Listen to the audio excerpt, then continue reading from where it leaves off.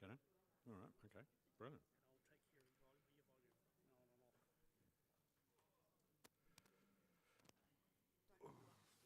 No, I won't.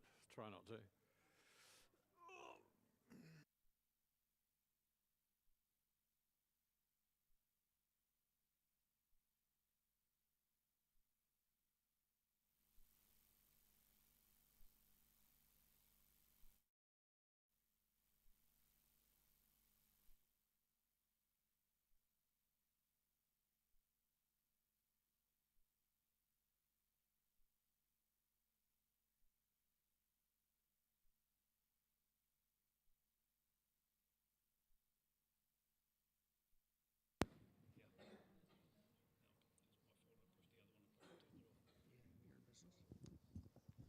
We're in business. Got to have an expert to turn on the ONOFF actuator, and we're away. So, welcome to CPS for the 19th. A couple of new faces I see out in the crowd there, so welcome along. It's nice to see you here, and I hope you enjoy the evening. Before we go, I want you to turn your phones off now before you forget, and I'm going to take my phone out of my pocket and do exactly that because I usually do.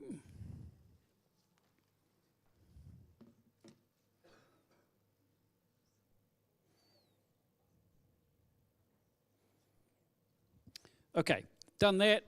I'm not going to go through health and safety, but we think we all know how to get back out the same way we came in, so just be sensible along those kind of lines.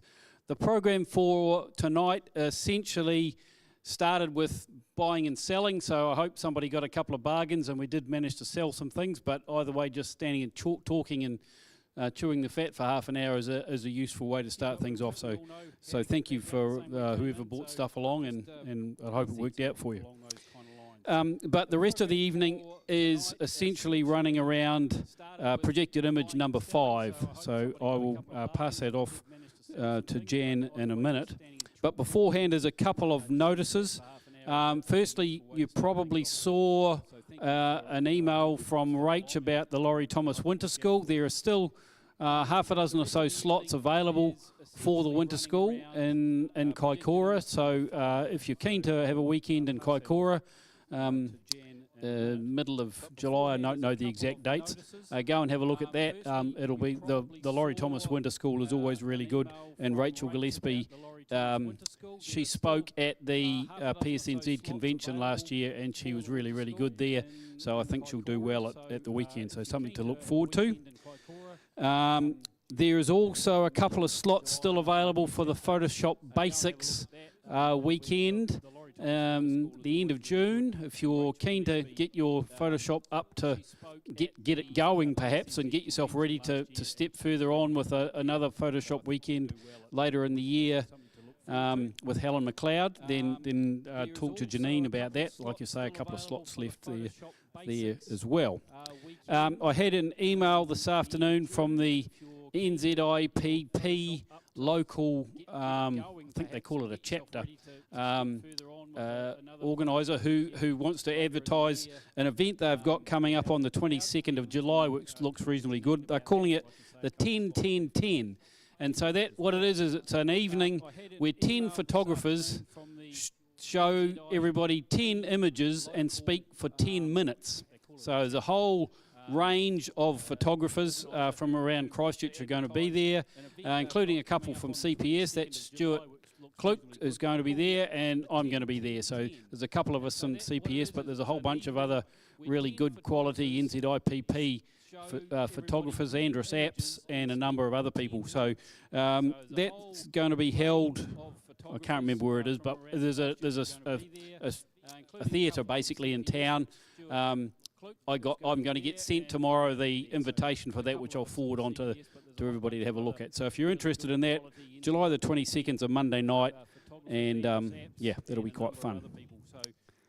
That's pretty much it. We'll talk about what's coming up later on in the evening when we get to that bit. So I'm going to hand over to Jan to set us all up, set the scene, and introduce our judge. Invitation for that, which I'll forward on to everybody to have a look at. So if you're interested in that, July the 22nd is a Monday night, and yeah, that'll be quite fun. That's pretty much it. Good We'll talk evening. about what's coming up I'd like later to on introduce in the evening Ken when we get to Baker. that bit. So I'm going to hand over to He's Jan here to tonight set to us all up, set the scene and critique introduce our judge. images. Always passionate about photography, Ken spent the first 24 years of his career teaching chemistry at Christchurch College, but he always took along his camera with him. He recorded the happenings at college so that its modern history would be archived in his photographs. He left Christchurch College to take up the principal's position at the Design and Arts College. After 3 years, he followed his dream of being a professional photographer, which he has done since 1998. His clients are varied and include New Zealand Rugby, the Crusaders, the Tactics, the Arts Foundation, Midbury School, Waihi School and Otago Medical University. Ken is an associate of PSNZ. Along the way, he has achieved awards which include the Brian Brake New Zealand Photojournalism Award, PSNZ New Zealand Natural History title, silver medal in the Laurie Thomas Landscape Competition. Thank you. He has achieved awards which include the Brian Brake After you. New Zealand Photojournalism Award, PSNZ New Zealand Natural History title, silver medal in the Laurie Thomas Landscape Competition. Thank you very much, Jan. Thank you.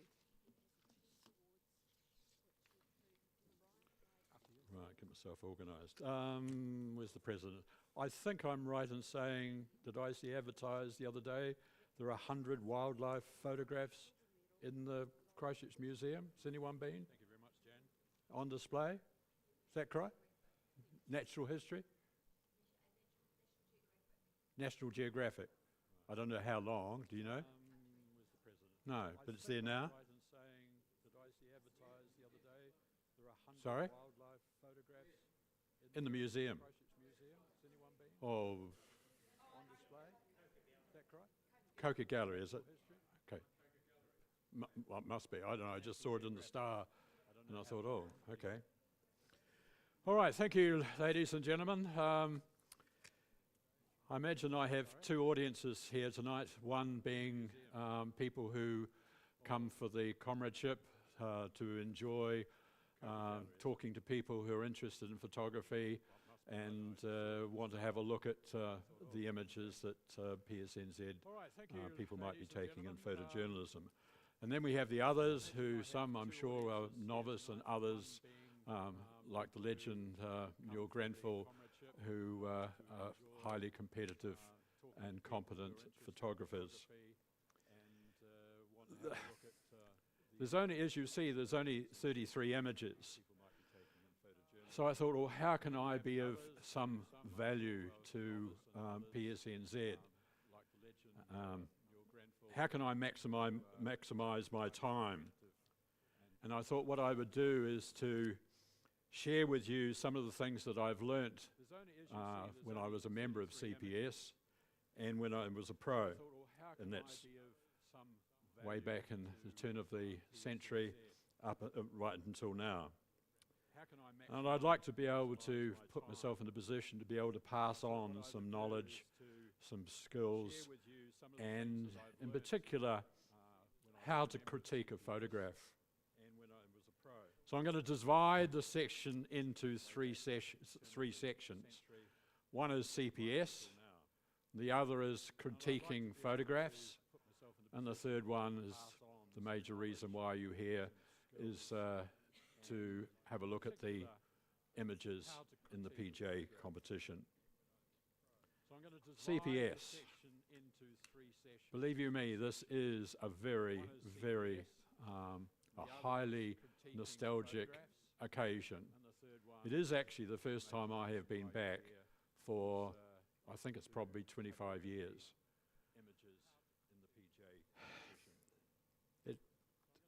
CPS actually means everything to me. It was where was I? Standish and Priest, I think, getting some film developed. And a committee member of the CPS walked in there at 4 o'clock and said, "Oh, Ken, why don't you come and join the CPS? You know, you're interested in photography, why don't you come along?" And I said, "Oh, you know, been meaning to, but okay." So that was 4 o'clock. 8 o'clock I was here. And I'd like to think that was it was a very flimsy start. But boy, how it has turned my whole life around. And here I am now, having had 20 odd years as a professional photographer. And by the way, I never ever set out to be a professional photographer.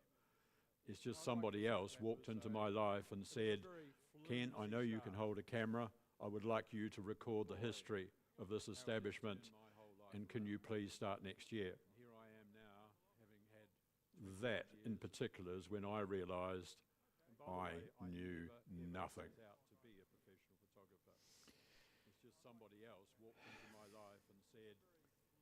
Right, 4 things.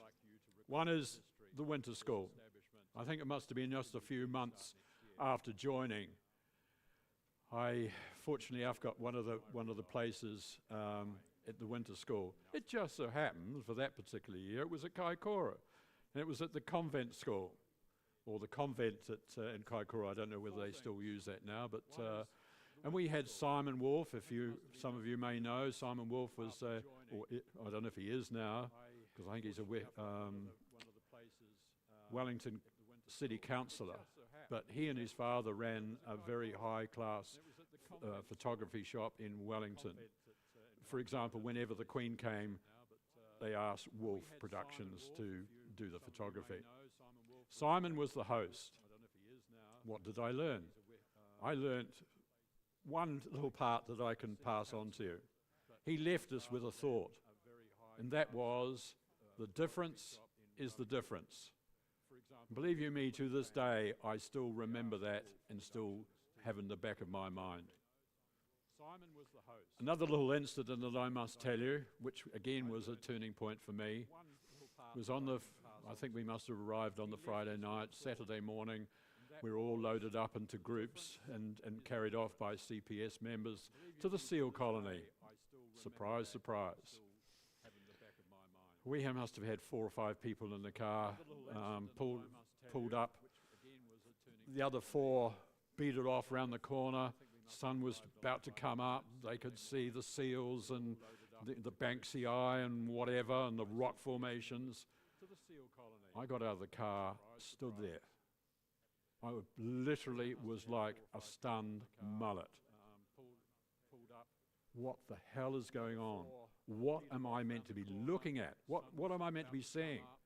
And it was at that occasion that it occurred to me, believe it or not, that I had never, ever taken a photograph for myself. It was always for other people.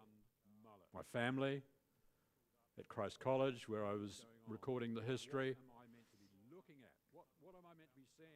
It was a stunning moment. Competitions. I, like many of you, are highly competitive. I astonish myself because I spent the first 6 months doing nothing. And all I did was just watch the legends like Ron Willems and Mr. Newell Grenfell and Mr. Tulip, amongst others. And of course all the guests who were judging the respective competitions. What did I learn? Well, naturally I learned what to do, but more importantly, I learned what to avoid, what not to do. So there are 2 parts to that coin. What else did I do to help myself? The good old days when one went to the library to get their library books,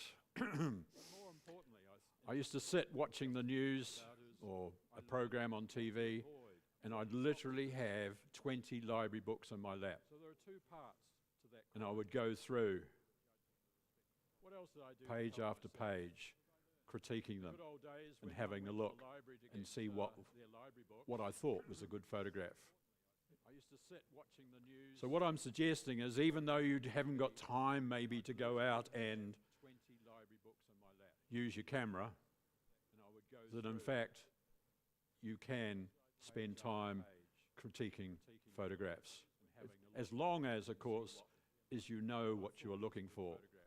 And what I want to do tonight shortly is to give some people, anyway, assistance in knowing how to evaluate a photograph, because I believe it actually is very simple. Well, let's face it, photography is simple, but on the other hand, it's hard. Right. What is the criteria for a competent photographer in a competition? What makes it qualify? Well, these are the 4 points that I think I have summarised. And it's just interesting, I just looked at the camera 2020 and 2021, and it just and having a look at those photographs, just quickly, without spending any time on one, and it just reinforces my ideas. 1, the photograph has to be simple, on one subject.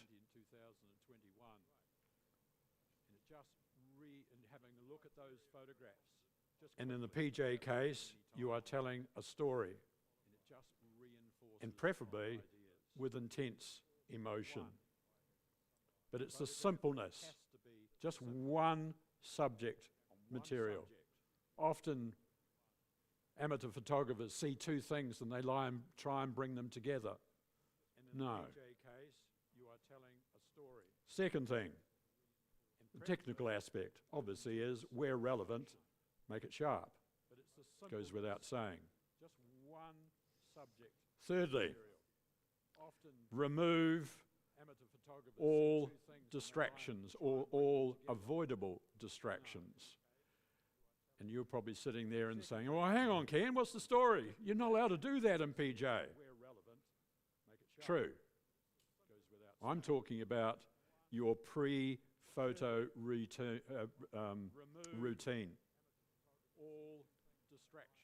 Looking at some of the photographs tonight, people, I don't think, are doing this. You have with PJ, which is probably, well, in my day it was reputed to be by far the hardest form of, genre of photography. Why? Because you've probably got less than 30 seconds and possibly a maximum of 5 minutes to take a photograph. So number one, well, the number one thing that I do when I'm taking photographs of the Crusaders or the Canterbury rugby cricket teams or rugby teams or whatever, is spend a little bit of time working out where to stand, where I'm going to take the image, anticipating where the action might come. Where's the light? You have to do your homework beforehand. Can't just stand there and bang, take a photograph. I'll talk about that later. So, the key is that you must make a quick decision.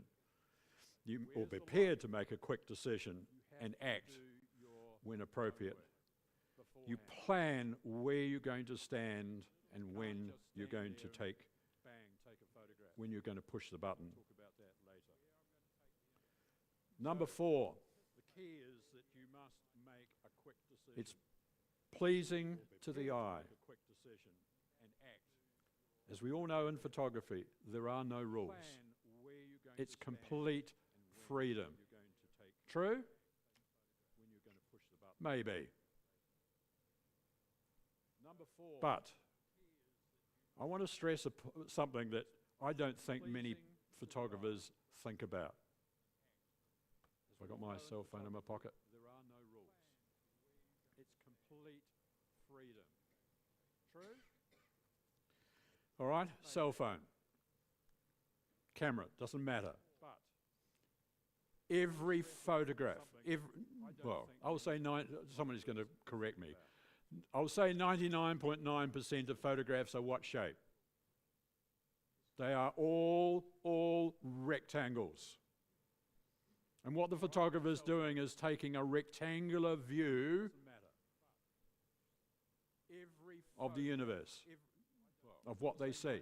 Somebody's going to correct me. I'll say 99.9% of photographs are what shape. Sorry.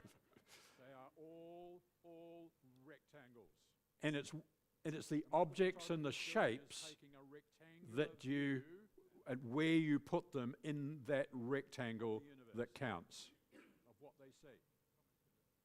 And you might argue, well, Ken, you can't sit there and start organising all the objects. No, after a period of time, you do that instinctively. And then when you get home with your photograph, or there, especially with a digital camera, you're looking on the back, you should be self-evaluating that or critiquing that photograph. It is what is pleasing to the eye. And I know some of you are going to say, well, yes, Ken, there's the thirds. Yeah, but the thirds might apply, the centre might apply. But it might not be appropriate for that subject material and on that occasion. So in the end, what counts is where you put objects, and what I mean by objects, humans, cars, or whatever you're photographing, or birds, or whatever.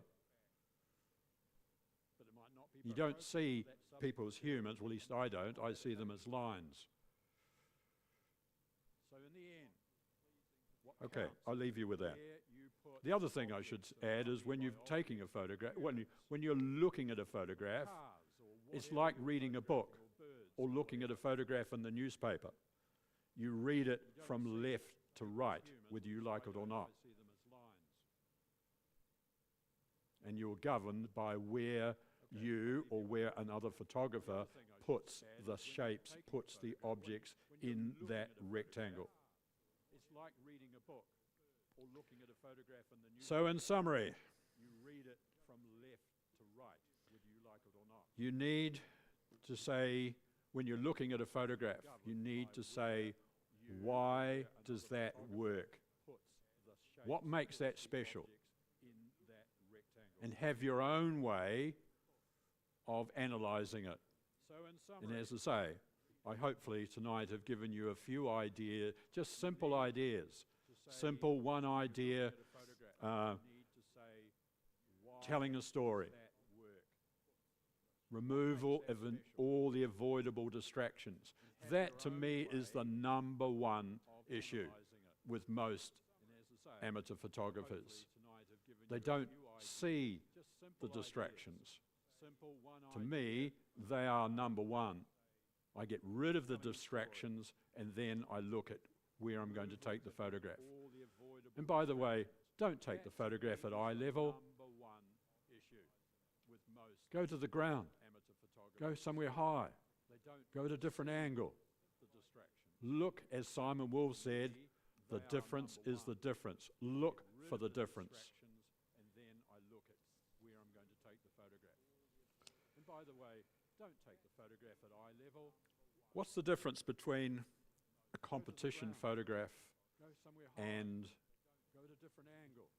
another photograph?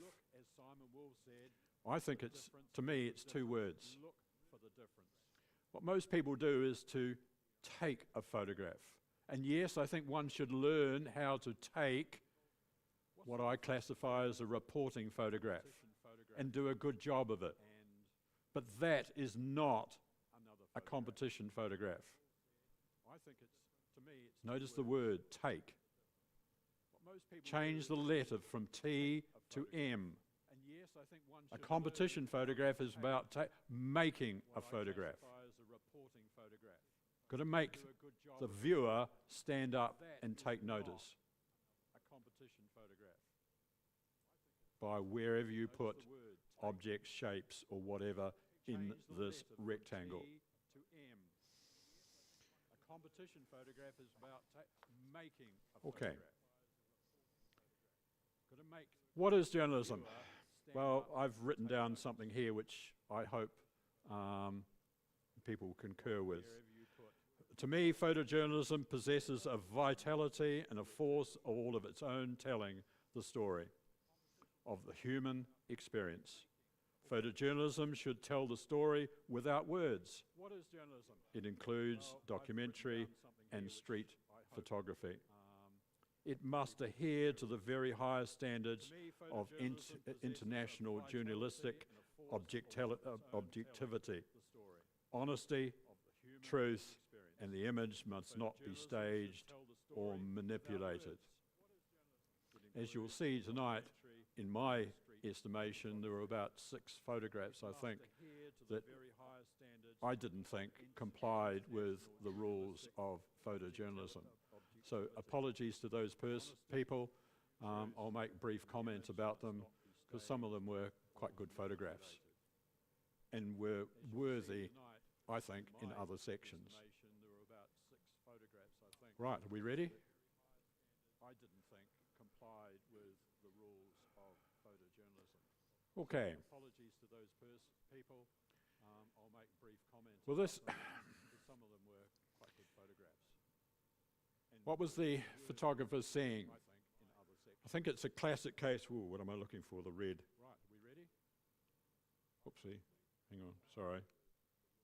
Sorry. Okay. Oh, there we are. Is that right? Yeah, here we go. You have half the photograph, in fact, is rock face. You have jumbled chaos up here, down here. It's a case of the photographer, I think, of seeing something, and to make it effective, to my way of thinking, they needed to home in and crop something in this section to make people to stand up and take notice. But unfortunately, that and that are wasted space. Is it telling a story? Marginally. Yes? You want me to? Something in this section to make people to stand you do it. Take notice. I'll just keep. But unfortunately, I can't see the wasted space. Sorry. Is it telling a story? Marginally. I thought this photograph was the other way around, but never mind, doesn't matter. Okay, so smokestack. Again, to me, there's no human interaction here. A nice photograph of the steam and probably coal ash fry, the pollution. Nothing in the centre. Quite nice lighting, etc., and not too over the top mechanical system. But to me, it's not a PJ shot. A nice photograph. Well seen, though. Of the steam and probably coal ash fry, the pollution. Okay. Unfortunately, your eye goes straight out the photograph this side and that side. I think this could have been, again, I didn't see as being photojournalism, and it could have been, okay, there is human interaction with the sand, if you like, but that doesn't, to me, qualify for a PJ shot. And if anything, it could have been maybe in an abstract, or it may qualify for landscape.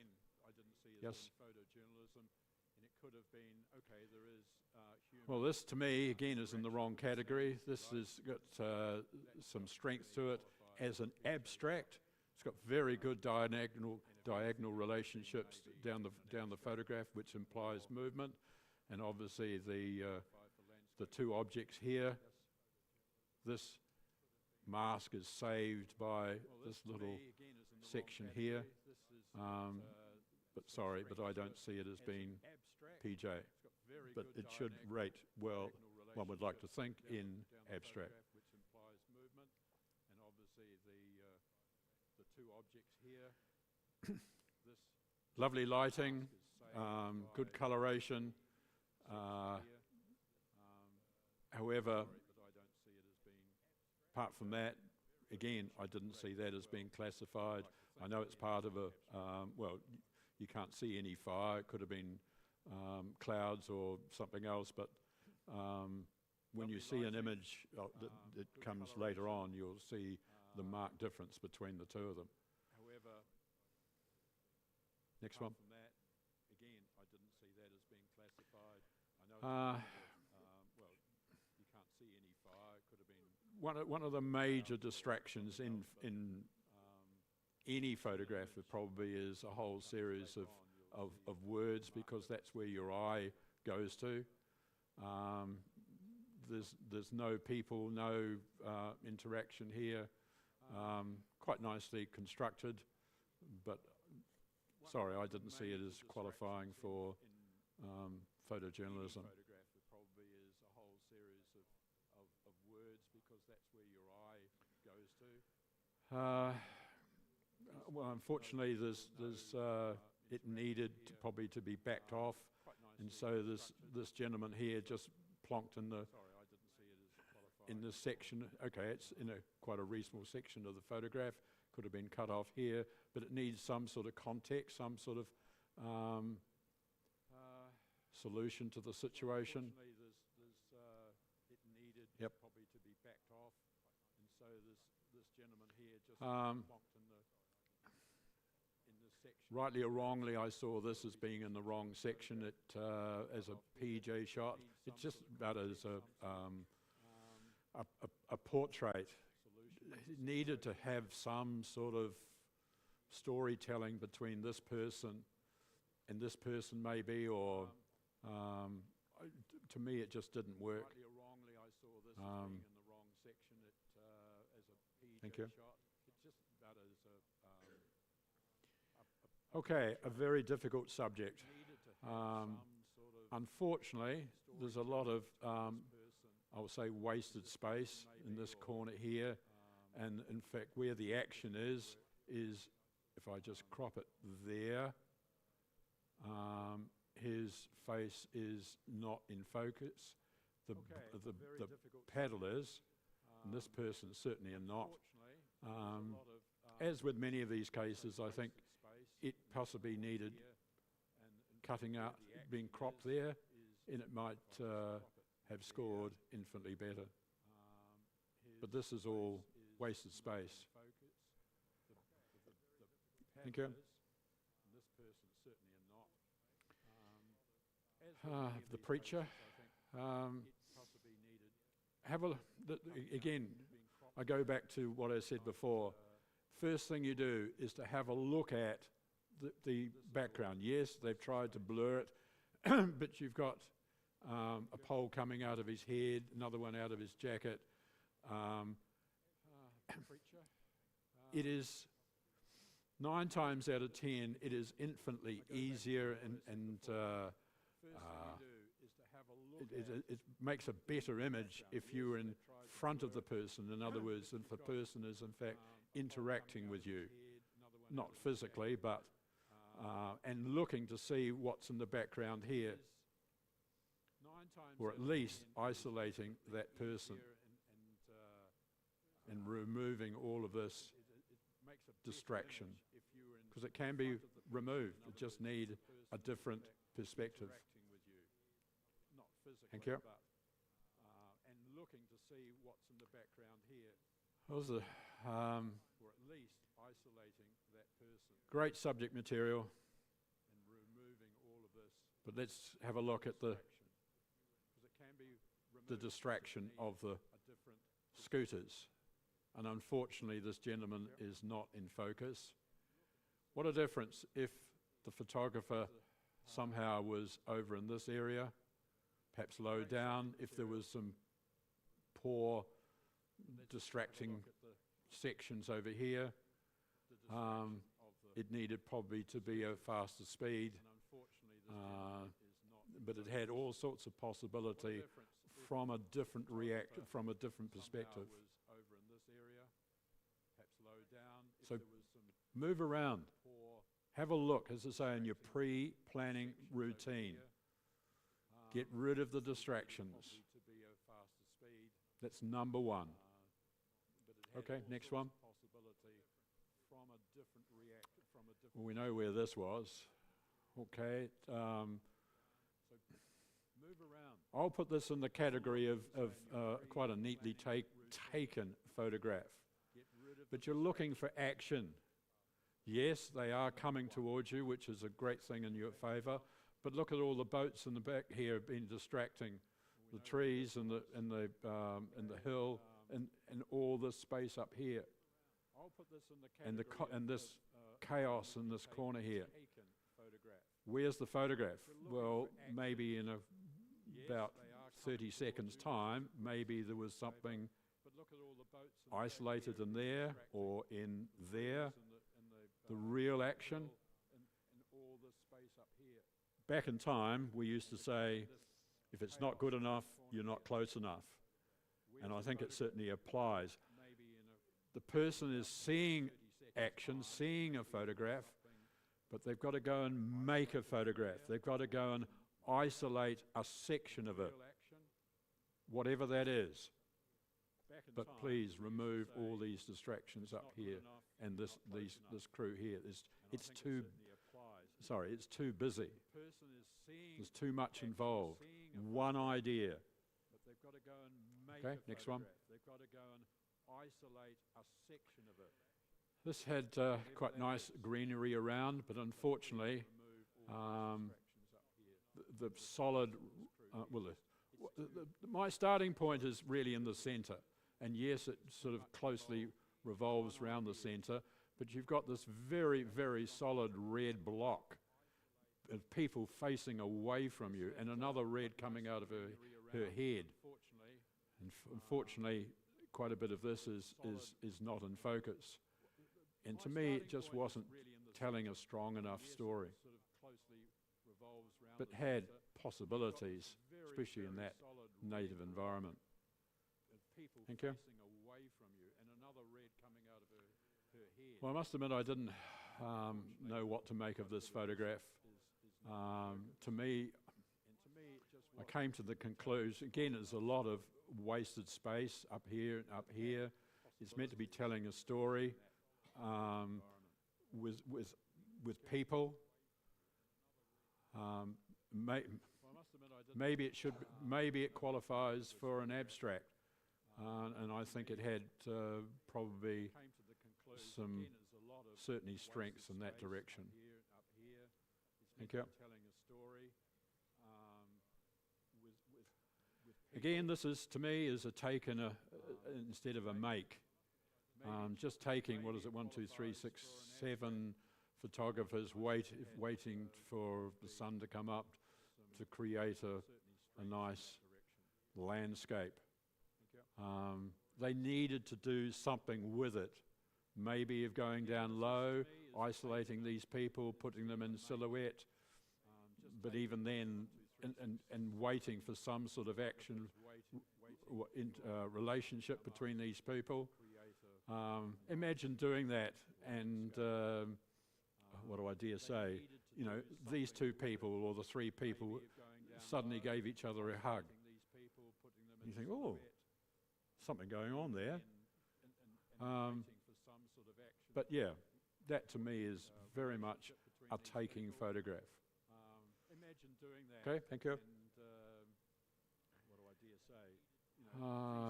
Actually, the image that I saw had a lot more space in here. This is a high quality image of, shall we say it's a reporting image. Well taken, well positioned, on a diagonal. Maybe it could have taken a bit of the top off, which is not adding anything to the photograph.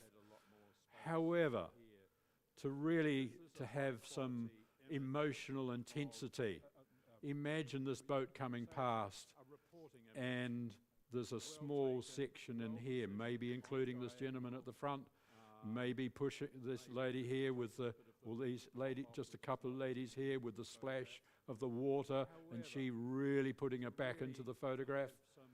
I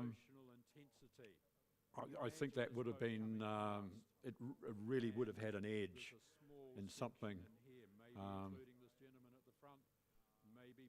Anyway, it's a competently taken, I think, a reporting photograph. Yep. I think that would have been... Okay, first glance of this, I thought, oh boy, this is going to be great. Especially with the intense blue sky. And you've got, what have you got? 1, 2, 3, 4, 5 wood choppers. I think it would have been, well, two things.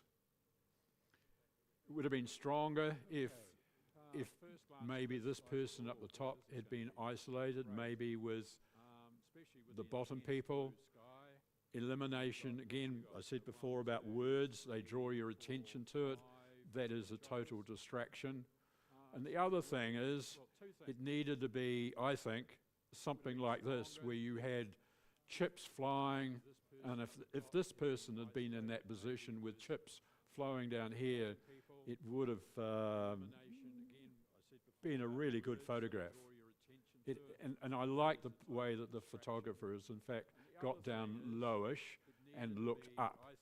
So blocking out really as much of the crowd as possible, but trying to put the whole thing in perspective, because it would have looked silly if it was just floating up in the air. But that was an acceptance, wasn't it? 3. Okay, next one, yes. Okay, nice and sharp. Again, I think the photograph I saw had a bit more space on the corner here.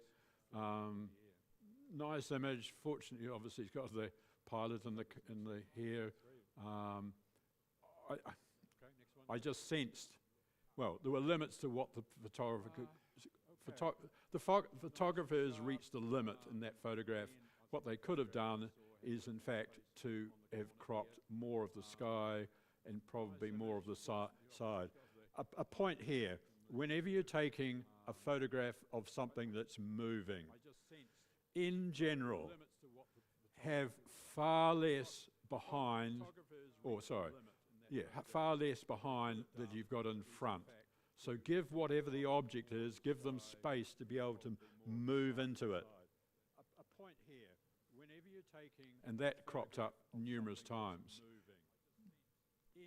But, sorry, does that look as though it's in the centre? Because it certainly wasn't with me.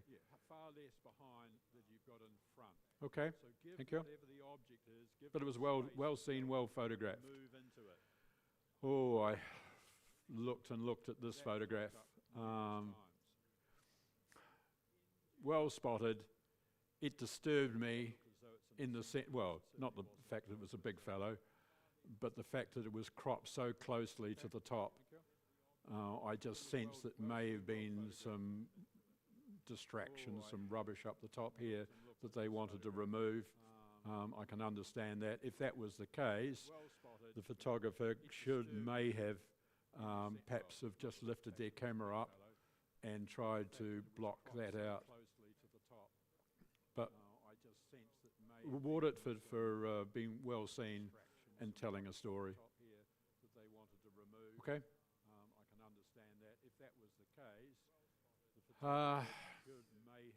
I was frustrated with this photograph too. Again, have a look. To me, from there to there to there is all wasted space and not contributing to the photograph whatsoever.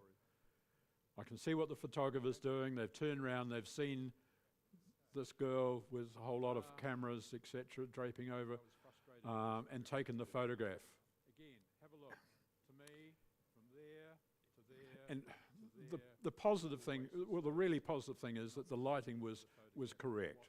Unfortunately, the photographer wasn't pointing in the right direction, because ideally they needed to be over to the left for this person to be pointing towards them, and go down low and isolate this section here.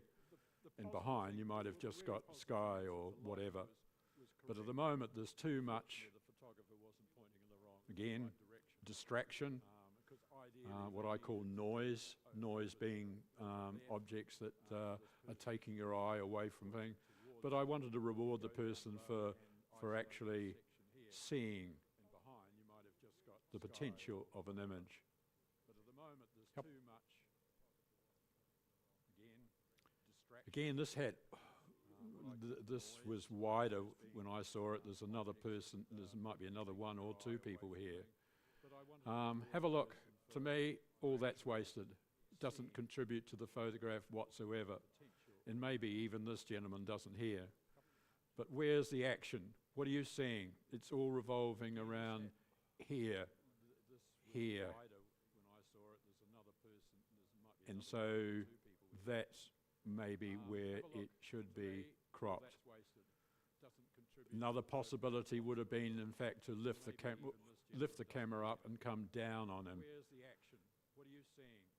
Obviously, all you needed to do was focus just on his head. And that could have been a really, really good photograph. So look around, look at possibilities. Next one, thank you. Yeah, I looked at this. Fortunately, I think the wire netting at the top probably saves it.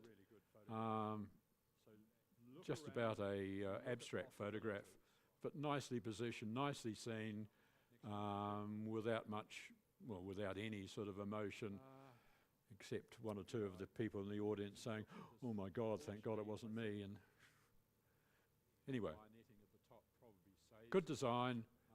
Notice, please, how it's simple things. Notice how these panels are sloping. Whenever you have, here's your rectangle. Notice up in the corner, there's a triangle. Notice down here, it's got sloping. Sloping provides you with movement. Just imagine if that photograph was taken front on and they were static, going up and down. It actually would be quite a different photograph. And be static. Okay. Provides you with movement. Right. Again, there's more over here with a gentleman here with his back to us. It actually would be quite a different photograph. It had all sorts of possibility. I think possibly it needed to be isolated because obviously the action's here, but there was on the original photograph, there was more people here. To me, it is just, it's too complicated. And it's not emphasizing the beast, in fact, kicking his heels up. This person, unfortunately, is not sharp. Yeah, and this person this is unfortunate because she's got a bright red shirt, which again, if you're reading the image from your left to your right, you hit on this person and stay with her for a little while before going on to here and eventually getting into this section here. I think there's too much involvement. So move in. Next one, please. Right, this was the first image I saw.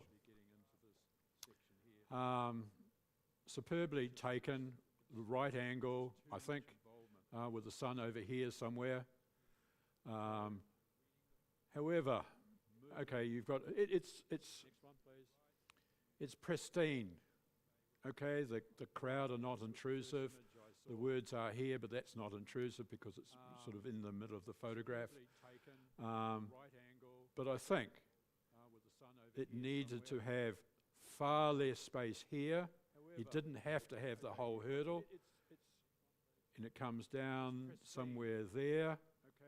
And it needed probably twice, 3 times as much space on the right-hand side. This horse and rider needed to run into space. It's much more acceptable and pleasing to the eye. And I shouldn't wish it on it, but to go to the next level, it probably needed the horse to clip its hoofs on the hurdle, or she slipped a foot or something and was hanging on the side, because that's the difference. This is an image that it's beautifully presented, don't get me wrong. However, to go to the next level, as I say, it needed more space, less. This is negative space. It doesn't contribute to the photograph. This line here is like a brick wall that it's running into. And that's not the impression you want to give. Anyway. Next one. Again, this looked different because there was far more space on the left-hand side. Neat image. I wish that was what I got presented with. Because the photographer had, it's a superb photograph. Again, absolutely no distractions. I'm assuming that they didn't take anything out. No, I shouldn't really say that. But it needed, the image that I saw, it needed less space on the left-hand side, slightly more space on the right, because if the centre was about there, and you cropped off, because you don't need that sky. But everything else about the photograph is magic, with the child's face and the sombre mood of the surfer. And don't forget, you know, you got a nice shadow at the bottom here, reflection, I should say, shadow. Neat photograph. Just needed some slight corrections. Boy, did I look at this image. Again, a very, very difficult subject today. I whitewashed it for a while. I looked at these, I don't know, Jan, was it about a month ago? And I looked at them to start with and sort of had some ideas. And then the more I looked at this photograph and realised, all right, I'll say it. If you take that person out there, please, I'm not suggesting the photographer did this, please. But if you, just by looking at, take that person out there, it is a fantastic photograph. It's this person, the ball, and to a certain extent, this person are all sharp. Look at the action. It probably didn't need it would have been cropped there probably. But this person, unfortunately, really destroyed what was a fantastic image. But I couldn't let that go. I just thought, hey, I must reward the photographer for seeing and capturing something fantastic. It was just sorry to swear, it's just a bloody nuisance that this person appeared. But you physically take that person out and it's fantastic. Thank you. All right, again, this is a neat image, totally no distractions. This was all clean.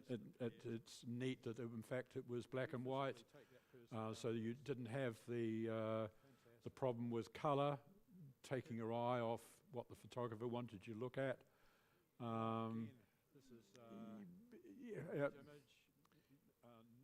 So neatly seen, neatly constructed. It's nice and simple. The centre, I think, was about there. So the person was working around the centre. I like the idea that, in fact, that your eye goes from this young lad here, and then back to here, and you're working around in that circle. And that's what was, to me, was pleasing to the eye. Perhaps it needed, to go to the next level, it needed a little bit more, shall we say, excitement, perhaps in this area. But yeah, well seen, well presented, a good design, well captured.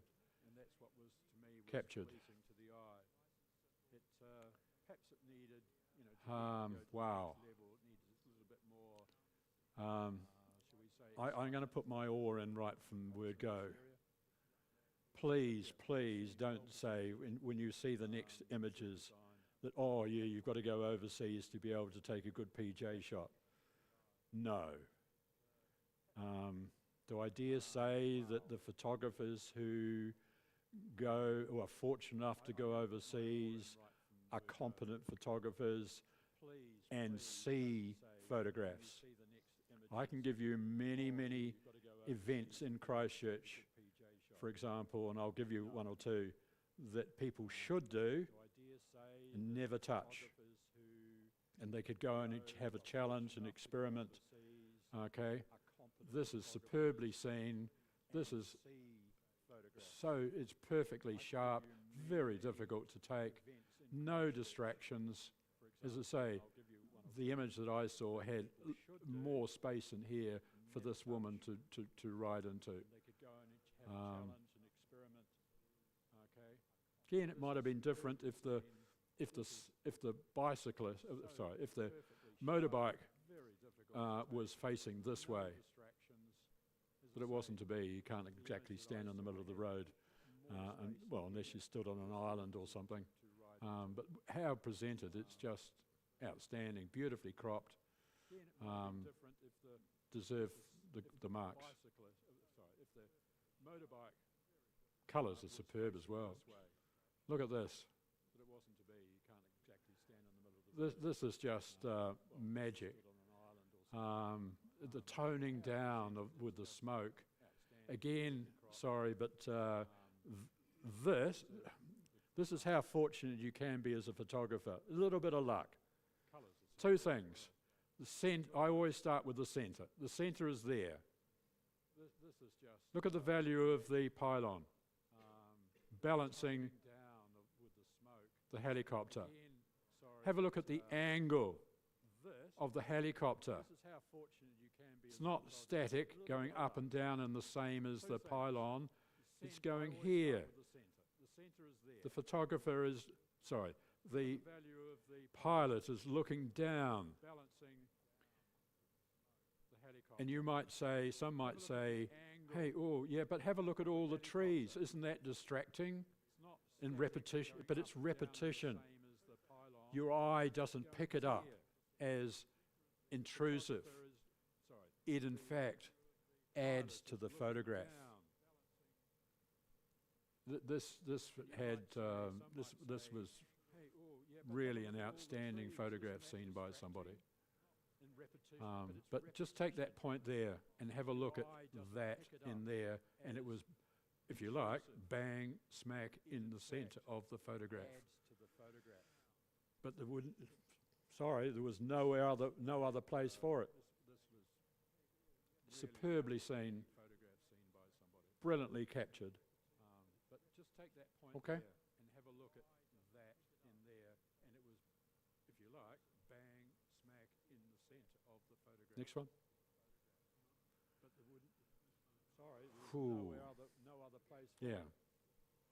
I was hoping. This could be probably equally as in what we used to call, I don't know if they'd still do, environmental portrait. But beautiful interaction. There's the centre was here. Look at the movement around the centre. Look at the outside. There's no distraction. All these baskets, but they're running up. Doesn't matter whether you had one or you had 10. And look at the slope of those baskets. The slope of this basket. It all adds up to the photograph. It's all working around the centre. Superbly crafted image. And you can certainly, I thought you could certainly identify with this lady. Superbly seen. It all adds up to the photograph. It's all working around the centre. Oh, did I look at this photograph? Superbly crafted image. And you can certainly, I thought. Does it tell a story? Identify with this lady. It's magnificent. The old gentleman and the married lady.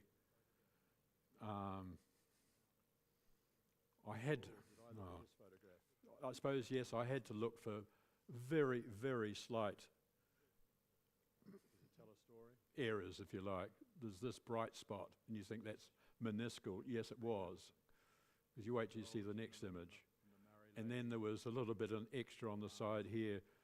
The flags, unfortunately, are quite domineering in the middle, and you've got a whole series of wreaths rather than maybe one, but that's small bickies.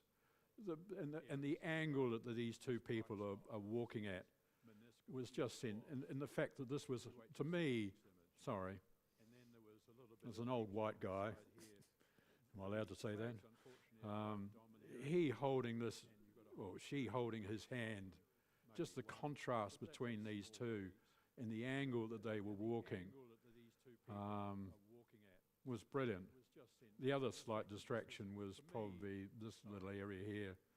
But again, they were absolute minor. Unfortunately, Jan put the hard word on me that I was only allowed to nominate one person, well, one photograph. Next one. Oh. We got two more, have we? Okay, they got slightly out of order. This again is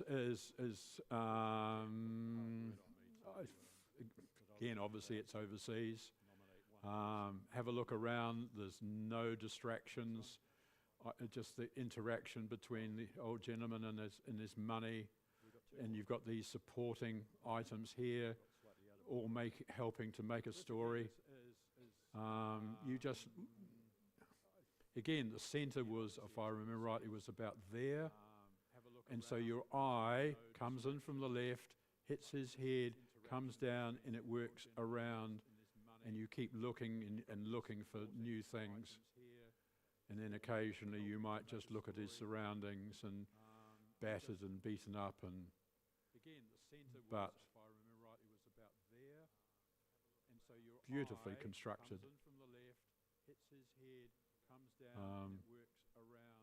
I just adored it.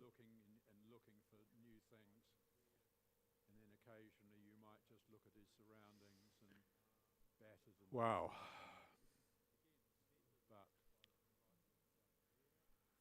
I'll let you look at it.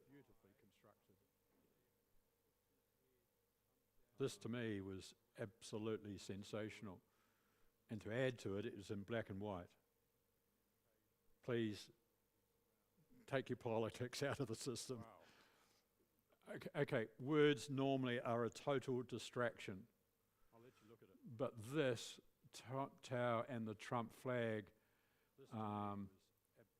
just added to this, contributed to the story. Again, have a look. You're looking left to right. Oh, by the way, okay, words normally are a total distraction. It's all right. I thought I turned it off. Sorry. Have a look. This is what I meant. This person here absolutely saves the photograph.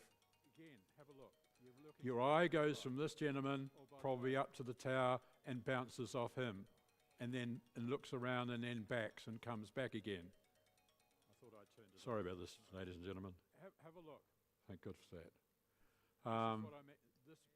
Just have a look at it for a few minutes. And look, there's nothing in the centre. Everything revolves around the circle, and it's not on the thirds.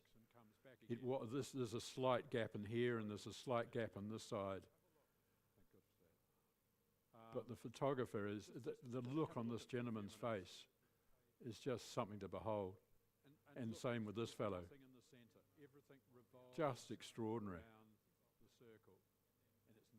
And you ask yourself, is it simple? Absolutely. Is it sharp? Yes. Is it one story? Yes. Is it telling a story? Yes. Does it have emotional intensity? Yes. To me, sorry, it had everything. It was just so well seen. And let's face it, that's what photography is about, painting with light to start with. And this, of course, has got perfect portrait lighting. It was probably in the shadow of the Trump Tower. But the construction of the photograph. But let's face it, these are the sort of things that you you look afterwards. I'll do a self-evaluation, or do an analysis of the photograph and say, oh yeah, I like that photograph. Why? Ask yourself, why do you like it? And have a look at the various aspects and their contribution to the photograph. So in my final analysis, it was between this one and the Anzac Day.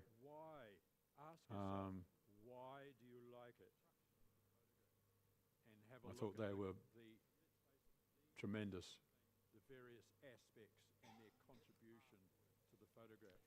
All right.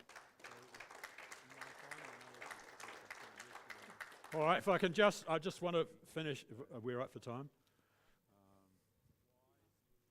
Sorry? Okay, all right. Right, my final message, especially for those people who are endeavouring to become, I hope, to become competent photographers. I actually have a thing that, so I believe that, believe it or not, I know I'm talking to the converted, but I believe that everyone who has an iPhone or a cell phone or a camera should learn to take a decent photograph. Why? Because you are recording your history. And that was what I was fortunate enough to do, given a job as a professional photographer, to record some history and some more.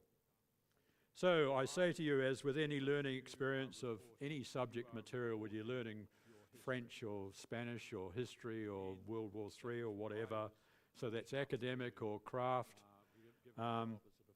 set your goals. I used to be a massive goal setter. I'm less so today, but I believe that goals actually are required for you to set your direction. And once you've established that, is the critical part, and that is establishing a process. It must be all process driven, and that means to create a structure for yourself, a framework. So aim to get better by doing the following: working on your self-evaluation of your images, learning to find out what makes a competent image, improve your ability to see potential photographs. That's critical. You need to see the photograph and keep asking questions, especially of yourself.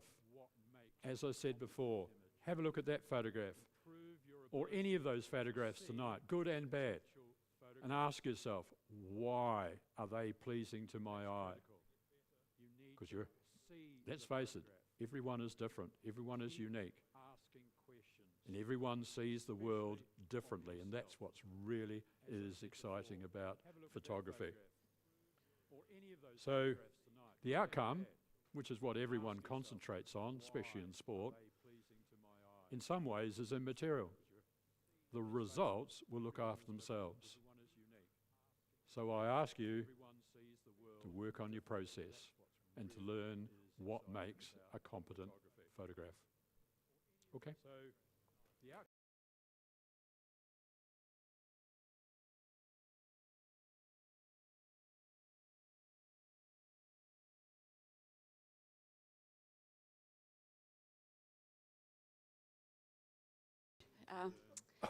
Your critiquing, and I'm sure we've all learnt something tonight, especially about I hope so.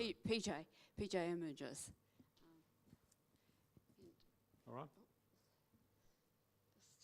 Just on behalf of the club, please accept this as a thank you. Sorry, my legs don't work properly. All right. Yep. Your critiquing and... Oh, thank you very much. Thank you. Thank you. Thank you. PJ All right. I have it's a running injury. I used to do marathon running and whatever, and I'm in absolute no pain whatsoever. I've been to neurosurgeons, I've been to so many doctors.